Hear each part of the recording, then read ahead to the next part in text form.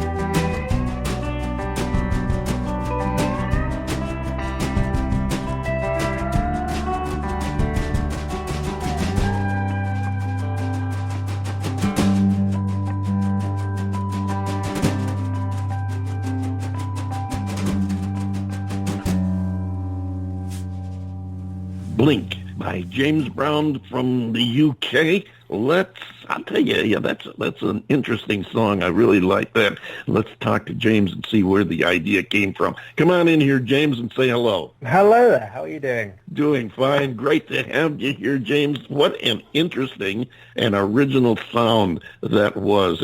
It's really unlike anything I've heard before. Oh, well, thank you very much. I'm glad to hear that. Now, tell us that you did, in fact, write that. I did in fact write that. So everything you heard there was written and recorded by me. So yeah, because well, I don't know. I don't quite know where the idea came from. I got this little guitar riff in my head, which is the repeating, slightly ethereal sounding thing. And I just went from there and just laid it on some recordings and I just ended up how it is, really. It certainly did, and it is an interesting, original, slightly haunting, mystical sound. It's one of those things that you just want to put it back on and listen to it again because it's just that different. I really like that, and especially with the repetitive beeping in the background blending in with the music. And I'm going to have to, I've listened to it, I think 3 times now. I'm going to have to listen to it again because every time I do, I get distracted by the music and I don't listen that closely to the lyric. Tell us a little bit about the thought of the lyric and the message there. Now, with the lyrics, it's, well, I suppose what it means to me, it might mean differently to someone else. But I don't know, for me, it's sort of, it's a very personal set of lyrics. So when I write lyrics, I'm a big fan of personal, emotional lyrics, and it's sort of just writing from the heart, I guess, and it's what comes out is how you really feel, I suppose. So you don't go into it with a mindset of, okay, I'm going to write this. I went into it with a mindset of, okay, so I'm going to sit down with the music on, I'm going to think about how it makes me feel, and I'm just going to write how I feel. So yeah, that's what I went for.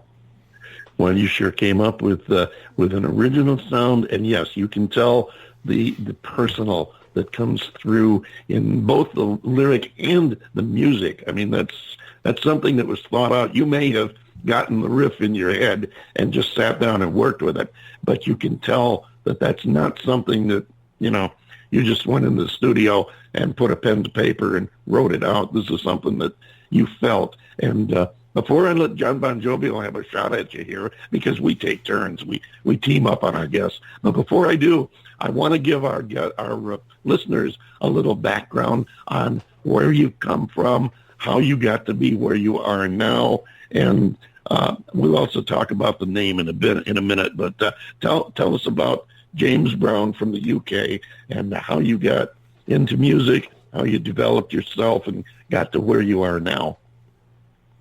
Okay, so I'm 19 now. So when I was about 6 or 7, through to the ages of about 9 or 10, I used to play the classical guitar and the trumpet. And I really, really enjoyed it, but I can't quite remember the reason why, but I stopped doing it for a while. And then for about 5 or 6 years, I just had no music in my life. So I just focused on other things and just focused on growing up, I guess. But then when I was about 15, I had some friends who were in a band. So their bass player quit just before they were going to do a little gig. So they asked around. Of course, no one played bass. So I was like, okay, well, I've played classical guitar. How different can bass really be? So I said I'd do it. So the day after, we did a gig where we played some Animals songs and some songs by the Eagles, and I just absolutely loved it. So I was in that band for about a year and a bit, and started on bass, and then I just kept going, picked up a guitar, and started writing some songs, and I started recording when I was about 17, and yeah, it just built from there, really. Fantastic, John Bon Jovial. I know you want to get in here. Come on. Sure, what's on your mind? Well, James, welcome, and it's really great to have you on the show with us. And I want to ask you about Blink. I tell this to all guests because I think that as the artist you need to know. I never get to hear the music until we actually hear it on our air, like I just did, and as David just said, yes, you do. You got a very unique sound. It's original. I really like it. And the thing that I've noticed that not too many people do, or if they do, they don't do it well, but you kind of pulled it off here, is the use of harmonics in the song. And it adds a very, very nice aspect to it. Now, what prompted you to want to do that? Now, I love harmonics. I think when they're used tastefully, they give an incredible quality to the music. But I think, tastefully is the key word in that. So I try and fiddle about with harmonics in quite a lot of the things I write, but most of the time I find that it really just doesn't work, or it just feels just a bit unnecessary, a bit superfluous. But then it's just sometimes. So I think the riff and most of the song is built around the sound that comes from those harmonics. And I think without the harmonics, the song itself wouldn't work. So I was just messing around on an acoustic guitar with some harmonics and just like constructing some chords by using the harmonics as different bits of chords. And I came up with the little riff, and I was like, okay, that's really nice. And the harmonics work incredibly well. So without the harmonics in it, the riff is actually really, really, really simple, but the harmonics just make it what it is. Well, in this particular case, it really seems to me that the song just wouldn't have anywhere near the quality that it has without that aspect of it. And again, as I said, impact. Yeah, or the impact. And as I said, that there's just not that many people that can do it. I mean, I play guitar. I play guitar, and not well, but I play it, and I love fooling around with harmonics too. But I would never pretend to try to put it into a song because I'm not really sure how to do it. So maybe someday I can take some lessons from you, because you certainly did it, my friend. Oh, well, that's very kind of you. I'll be more than happy to.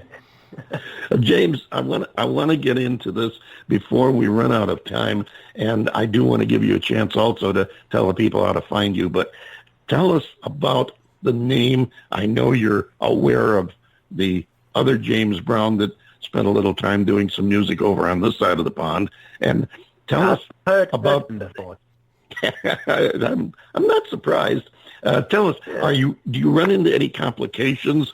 Do you ever wish that you could, market yourself a little differently, or does the name complicate your professional life for you?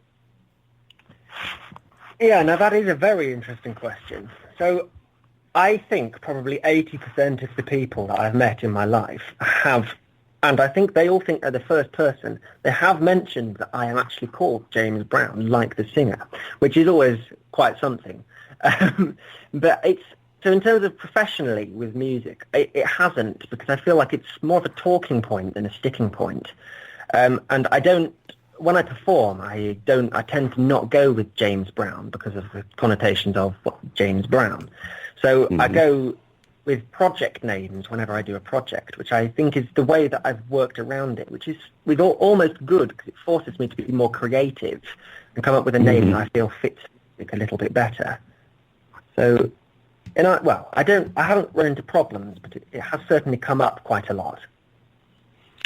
That's an excellent attitude. I like your concept and the way you approach that. You don't let it be a sticking point. You don't use it as a crutch, but you work it into, who you are and what you do, because it is inevitable. Let's face it, for another, at least the rest of this generation, there's going to be a recognition of the name, and it's really interesting.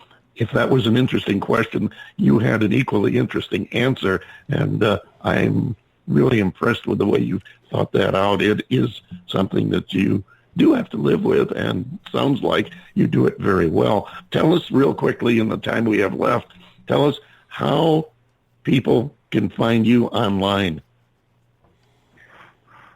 So I've got a lot of music online on Spotify and iTunes and Apple Music and all that sort of thing under the name Stars and Telescopes, which is my project name, this sort of slightly folky, acoustic-y kind of sound. So yeah, that is how you find it. Just go onto Spotify, Apple Music, or wherever you find your music, and just search Stars and Telescopes. Stars and Telescopes. So I'm glad that worked in, because I knew about your Stars and Telescopes project, and I was going to ask you more about that, but you did the perfect thing for a guest, and the downfall of an interviewer. You took away my question and answered it before I asked. So just for that, I'm going to turn it back to John Bon Jovial one more time and let him ask you a question. Yeah, James, I know that with this worldwide pandemic, it has really kind of cramped a lot of people's style, including our own over here, especially me being in Florida, where it is just an unbelievable cluster, you-know-what, with this virus. But when this does eventually come to pass, are you going to take up the road and do some touring? Now, when this whole pandemic is finished, I'm going to university starting in September to do music production. So I'm going to be going on to doing that, but hopefully I do hope to be spending my free time doing as much gigging as I possibly can, because I think it's the element of music that I enjoy the most, and I would love to do more, and I would really, really love to get experience doing it and just make it what I do. And when you do it, when you go out on a live gig, are you looking to do something with a small, intimate crowd, like in a small club with maybe 40 or 50 people, or do you have designs in your life of going to Wembley Stadium and playing in front of 50,000 people? Yeah, now I think everybody has dreams of playing in front of 50,000 people, but I do think that the music it does suit the smaller setting a little better, perhaps. But, well, one can dream, and one can dream of 50,000 people. And there's nothing to stop you from doing both. That's absolutely right. And collecting the paycheck that they offer, too. Yeah, I wouldn't complain about that. I want to thank you for coming and spending the time with us, and really appreciate it. Want to mention to you also that we're all over the internet, but I have a Facebook page that is a groups page for music, and you can find it just search Facebook for the David Bowers Awards, and that's up there for our guests and anybody else in music to post their gigs, their music news, whatever they're doing that they want to share with the public. And I am really impressed with your thought of going to university and working on music production. But I want you to be able to know about that page.